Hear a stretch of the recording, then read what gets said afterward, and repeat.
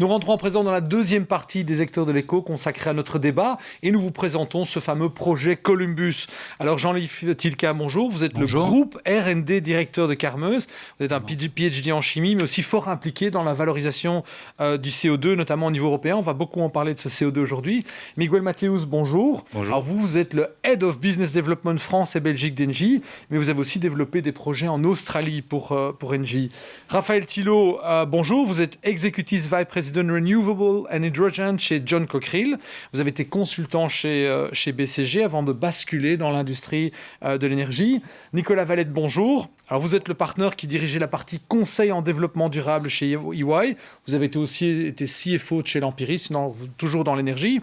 Alors je m'adresse d'abord aux trois partenaires du projet. Est-ce que vous seriez capable de nous expliquer Columbus en quelques mots simples? En quoi est-ce que le projet est exceptionnel? Qu'est-ce qu'il va apporter? Alors, je ne sais pas qui démarre pour nous expliquer brièvement. Miguel? Non, je peux peut-être essayer de l'expliquer. Donc, Columbus est un projet qui est porté donc, par les trois acteurs, Engie, Carmeuse et John Cockerill.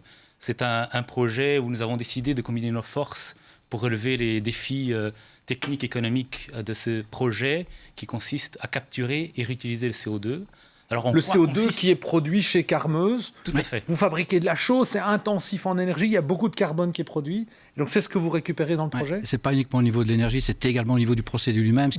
Voilà, le procédé a des émissions de CO2 liées à la combustion, mais même si on règle ces émissions-là en changeant avec le renouvelable, l'hydrogène, etc., il nous reste ce qu'on appelle les émissions de CO2 de process, qui sont dites inévitables, unavoidable en anglais. Et donc c'est là que nous, les solutions de CCU, donc d'utilisation et de transformation du CO2, présentent réellement un intérêt pour pouvoir défossiliser notre secteur. Voilà, donc vous récupérez ça et Miguel, ensuite? Oui, donc il y a cette partie-là où effectivement on va capter ce CO2 fatal que vient de mentionner Jean-Yves. Nous avons aussi les électrolyseurs de John Cockerill qui, eux, vont produire de l'hydrogène vert. Alors, donc l'électrolyseur, il va utiliser le carbone pour produire de... Alors, en réalité, non, il va utiliser de l'eau. Oui. Ça a l'air bizarre, mais c'est effectivement de l'eau qui va être transformée en oxygène et en hydrogène à partir de l'énergie renouvelable. Alors, une fois qu'on a le CO2 qui vient de Carmeuse, nous avons l'hydrogène vert qui vient de John Cockerill, nous allons les combiner dans un processus de méthanation où, grosso modo, on va produire de la chaleur qui peut être valorisée, par exemple, avec du chauffage urbain. Et puis, nous allons surtout, en quelque sorte, recycler ce CO2 en produisant un combustible vert, l'iméthane, ou le méthane synthétique. C'est un le méthane gaz propre, on peut dire le méthane propre. Oui, tout à fait. Voilà. C'est un combustible renouvelable qui peut être, lui, à ce moment-là, soit injecté dans le réseau à gaz qui existe, l'infrastructure qui existe en Belgique, qui peut être utilisé... Qui peut à ce moment-là arriver dans les maisons, dans les entreprises. Tout à fait, exactement. Peut aussi être utilisé comme un combustible vert. On voit le schéma à l'antenne, on me dit, donc dans l'oreillette. Oui, il peut également être utilisé comme combustible vert dans le secteur du transport et aussi bien dans l'industrie, ou une combinaison des trois. Alors, vous allez commercialiser ce carburant vert. Quel est l'avantage pour Carmeuse? Vous produisez de la chaux, donc quel est votre avantage à vous? Notre avantage, c'est comme je l'ai dit tout à l'heure, c'est de défossiliser notre secteur et de pouvoir trouver une option pour la partie qui est non évitable par les énergies renouvelables, qui est notre CO2 de process qui est inévitable, où là, on n'a que deux solutions, soit la séquestration, c'est-à-dire l'enfouissement du CO2 dans des sites dédicacés. Qui reste compliqué. Voilà, ou la transformation, en l'occurrence ici en e-gaz, mais ça peut être en produits minéraux ou en produits chimiques, ce qui fait notre implication dans les initiatives dont on a parlé au niveau de l'Europe sur l'utilisation du CO2. Nicolas Valette, ça, c'est un avantage financier aussi pour les entreprises qui parviennent à réussir ce processus de décarbonisation? Tout à fait. Je veux dire, aujourd'hui, il y a un vrai enjeu pour les entreprises sur le sujet du carbone, le sujet de la décarbonisation. L'Europe a inscrit une trajectoire jusqu'à 2050 et les entreprises vont devoir décarboniser. Et si elles ne décarbonisent pas, elles payent. Et si elle décarbonise pas, elle doit payer. Le prix du carbone, on s'attend à ce qu'il augmente. Aujourd'hui, il a des niveaux assez bas, mais on s'attend à ce qu'il augmente à 100 € la tonne. Et donc, à partir de là, il y a un certain nombre d'entreprises qui ne seront plus rentables du fait de ce prix de ce carbone. Donc aujourd'hui, un certain nombre d'entreprises, comme Carmeuse, comme aussi Engie sur ses modes de production, doivent changer leur façon de travailler pour continuer d'exister dans les prochaines années. Alors Raphaël Thillot, vous êtes un peu le fournisseur de la technologie, vous êtes dans les électrolyseurs, vous avez un partenariat en Chine, ça fait depuis 1993 je pense que votre partenaire fait des électrolyseurs. C'est l'élément technologique critique du procédé? Alors effectivement, les électrolyseurs sont critiques. L'hydrogène vert, on en parle beaucoup. John Cockerill est leader mondial aujourd'hui dans la fabrication d'électrolyseurs. Et le projet Columbus est un magnifique projet. C'est une première. Ce sera le plus gros projet de ce type. Vous n'avez jamais fait un projet aussi gros dans le monde? À cette taille-là, non, jamais. Donc c'est une opportunité unique pour la Belgique, pour la Wallonie, d'ancrer réellement ici, avec 3 leaders dans nos secteurs respectifs, un projet pour ancrer une technologie d'avenir ici en Wallonie. Au départ de notre siège à Liège, on développe cette activité de demain. Les électrolyseurs fonctionnent aujourd'hui, mais devront évoluer significativement et rapidement si on veut atteindre...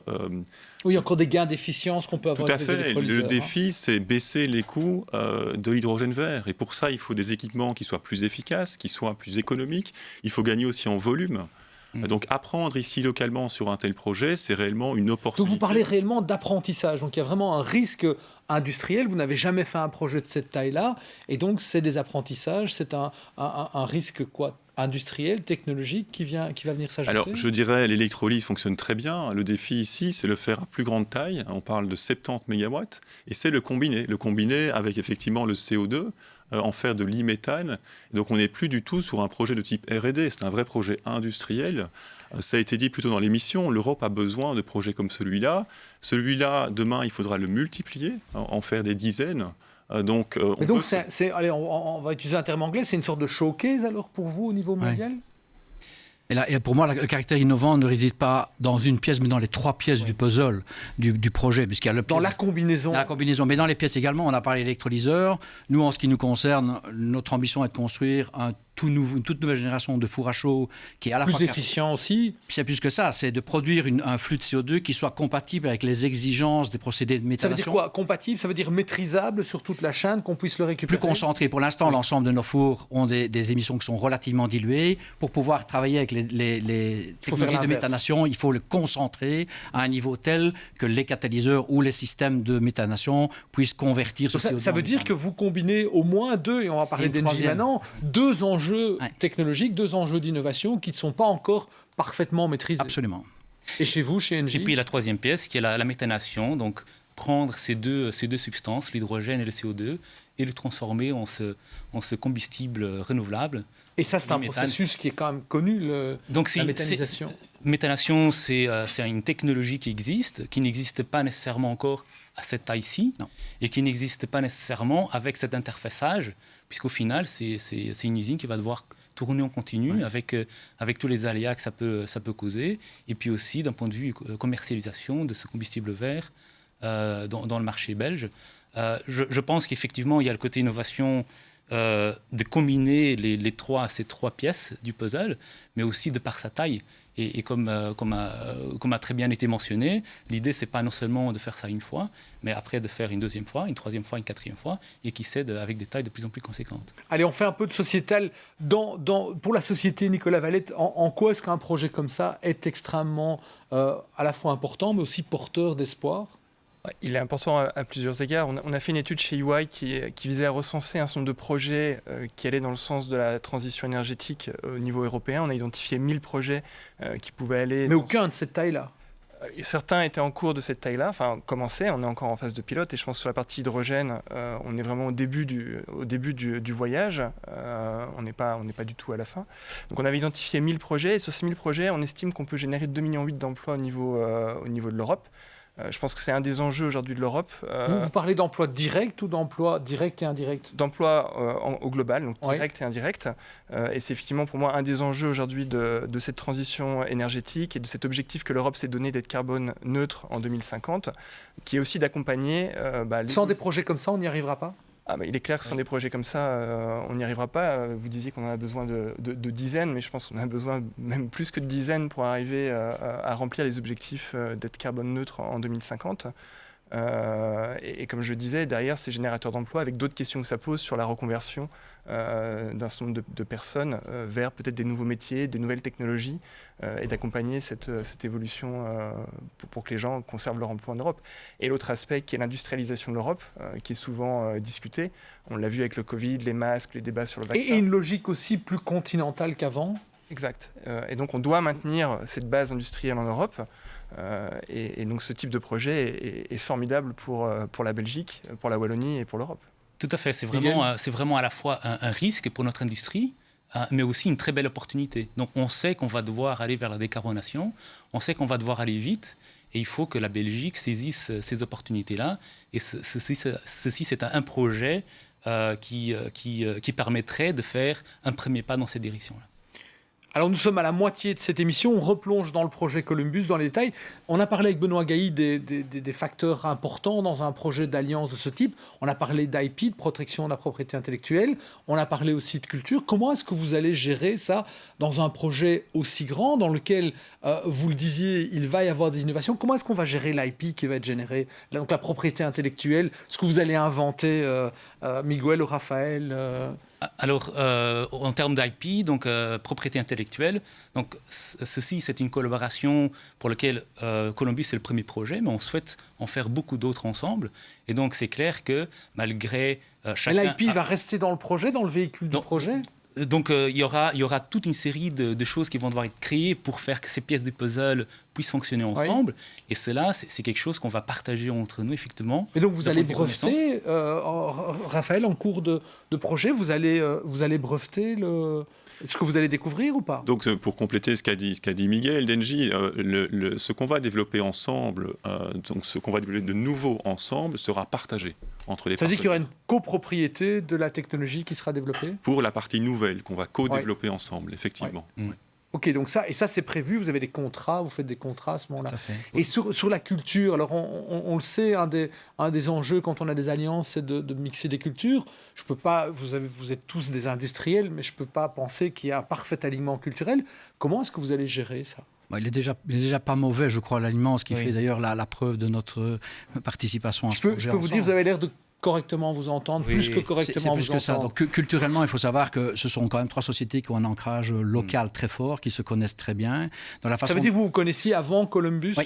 Donc je crois, et ça c'est quelque chose de personnel, je crois au fait que l'homme joue un grand rôle dans ce type de partenariat. L'humain. Nos CEO se sont rencontrés et se sont parlé et ont mis toute leur énergie et leur effort dans, dans ce projet-là. Et donc il y a un réellement alignement au niveau des 3 sociétés qui se connaissent très bien. Au niveau de la culture que l'on met en place, on a une culture même de gestion. Donc Miguel est chef de projet, mais il pilote des gens des différentes équipes dans les différents tracks, comme on les appelle, c'est-à-dire les différents work packages du projet. Et donc, je crois que les cultures se sont relativement bien alignées. On a des objectifs et des ambitions au niveau changement climatique et énergie renouvelable qui sont similaires. Et je crois que la façon dont on peut atterrir avec un projet de cette ampleur-là est la meilleure démonstration que les cultures d'entreprise sont bien alignées. Et peut-être pour compléter, je pense qu'un partenariat, c'est la seule façon de résoudre rapidement les défis qu'on a devant nous. Parce que la solution... je pense qu'aucun des 3 ne la détient chez lui entièrement. Donc c'est en mettant en commun qu'on va réussir ensemble rapidement. Et enfin, on va aussi être plus efficace parce qu'un partenariat permet d'aligner les intérêts, l'objectif final, on est pleinement en phase. Et du coup, les équipes partagent beaucoup plus librement, beaucoup plus efficacement pour aller plus vite vers l'objectif. Et d'ailleurs, nous avons des équipes mixtes des différentes sociétés avec une gouvernance commune et un steering committee commun. Donc on est vraiment en train d'avancer tous dans la même direction. C'est assez fantastique de voir comment on peut s'aligner au fait assez rapidement. Question à tous les 4, est-ce que c'est vraiment... j'ai l'impression que c'est un peu plus la culture ou le mindset, l'état d'esprit 21e siècle de dire que les entreprises peuvent faire des partenariats. J'ai pas l'impression qu'au 20e siècle, c'était tellement la culture et que maintenant, avec l'accélération de la vitesse, mais je crois vous seriez vu faire ça il y a 15 ans, il y a 20 ans? En partie, pour une raison très simple, c'est que, comme Benoît l'expliquait, l'écosystème wallon est tout à fait particulier. Benoît Gailly. Oui, tout à fait, monsieur Gailly. L'écosystème en région wallonne et en Belgique est tout à fait particulier, parce qu'on retrouve l'ensemble des opérateurs R&D de tous les grands groupes mondiaux. Dans les clusters, dans le plan Marshall. On parle le plan Marshall, on parle les pôles de compétitivité, on parle de l'initiative BIRD que Benoît pilote également. Mais tout ça fait qu'on se retrouve dans un écosystème où on dit souvent que la région wallonne et la Belgique est the place to be. Vous retrouvez l'ensemble des centres R&D de tous les grands groupes mondiaux localisés dans un périmètre de 300 km autour de Bruxelles, ce qui est quand même exceptionnel, je crois unique au monde. Et Et cette particularité fait que la recherche collaborative et transversale, sur base de ce que moi j'aime appeler les rencontres improbables entre les acteurs, est déjà... Les smart talks, comme on appelle ça. C'est déjà la sérendipité. Une réalité en région wallonne. Maintenant, elle commence à se développer, à se catalyser de façon un peu plus globale. Mais la région wallonne a été un des pionniers. Il n'y a jamais eu un projet de cette envergure-là. C'est la taille qui fait son originalité, son caractère unique, tout à fait. Alors, très brièvement, si ce projet fonctionne, ce qu'on ne va pas douter, bien évidemment, qu'est-ce que ça va changer sur le marché de l'énergie? Et alors, qu'est-ce que ça va changer comme pour les industries qui ont cet enjeu de décarbonation? Alors, peut-être par rapport à l'énergie, donc Engie souhaite être le leader de la transition énergétique, tel qu'a été décrit par Benoît tout à l'heure. C'est un enjeu majeur, avec des objectifs très forts, aussi bien de la Belgique, de l'Europe, avec une décarbonation, donc être neutre en carbone en 2050. Donc c'est un défi énorme, aussi bien techniquement qu'économique.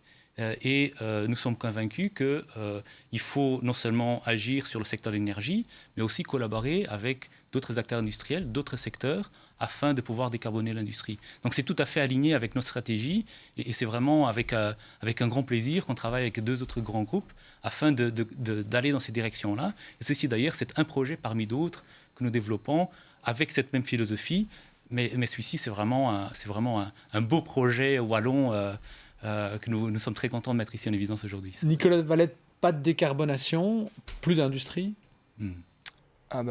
Compte tenu des objectifs qui sont poussés par l'Europe, effectivement. Oui, mais là, vous parlez de 2050, mais avec l'augmentation des coûts, une industrie peut sortir dans les 10 ans, si elle ne décarbone pas, sortir du marché. On a des objectifs à 2030.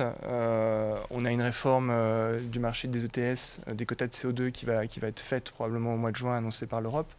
Donc il est clair que sans décarbonation, aujourd'hui, c'est impossible. Aujourd'hui, tous les clients avec qui on travaille, dans leur plan stratégique, que ce soit leur business plan à moyen terme, leur stratégie d'acquisition, la place du carbone, des émissions de CO2 qui sont dégagées par les cibles qu'ils peuvent acquérir, est devenue très importante dans les discussions. C'est-à-dire qu'on ne parle plus uniquement de return financier, mais aussi de qu'est-ce que ce target peut venir augmenter ou diminuer ou nous apporter des compétences complémentaires pour décarboner et atteindre cet objectif.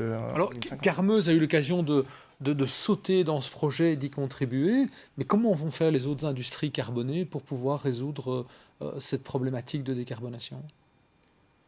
Je pense qu'il n'y a pas une réponse, comme vous le disiez. Je pense qu'il n'y a pas un acteur qui Jean-Yves, n'hésitez pas, détient la solution. Je pense que c'est un ensemble d'éléments. Le secteur de l'énergie d'Engie est un de ceux qui émettent le plus de CO2, pas Engie particulièrement, mais le secteur de l'énergie au niveau européen est responsable. Le transport, l'isolation des bâtiments. Donc il y a plein de c'est une multitude d'actions, de solutions qui permettront d'arriver à... Et je crois que là-dessus, si je peux rebondir, j'aime toujours à dire qu'on ne doit pas parler de décarbonisation de l'industrie, mais de défossilisation de l'industrie. Le carbone restera un vecteur dans l'industrie chimique, dans l'industrie du transport. Oui. On va faire du e-méthane, il y a du carbone dans le méthane, mais on doit simplement le défossiliser. Donc ça, c'était peut-être une précision. Pour ce qui concerne l'industrie, les moyens qui sont à notre disposition sont clairs. C'est l'optimisation énergétique des procédés, c'est le remplacement des combustibles par des combustibles verts. Et pour tout ce qui concerne ce qu'on appelle chez les cimentiers, les sidérurgistes et les chauffourniers comme nous, les émissions non évitables, c'est la séquestration, c'est-à-dire la concentration, la mise dans un pipeline et puis l'enfouissement comme déchets, ou l'utilisation. La valorisation. Voilà, et je rappelle que dans la valorisation, on le traite très bien dans CO2 Value Europe. On parle de fuel, mais on parle de produits chimiques, on parle de minéraux. Donc il y a une multitude de solutions d'utilisation qui existent maintenant sur le marché et qui, par leur multiplication et leur nombre, feront qu'on pourra probablement atteindre les objectifs. Ouais. Parfait. Donc le message qu'on peut lancer aux téléspectateurs, c'est que l'industrie, elle est occupée à se défossiliser et il y a des solutions concrètes qui fonctionnent. Oui, et ça doit se faire maintenant. Parfait, ce sera le mot de la fin. Merci à vous d'avoir participé à cette présentation de Columbus. Bonne chance. J'espère que vous reviendrez nous expliquer comment est-ce que le projet fonctionne dans les prochains mois, dans les prochaines années. En attendant, je vous propose une rapide page de publicité et puis on interviewe Mathieu Yels, qui est le CEO de John Cockerill Energy. À tout de suite.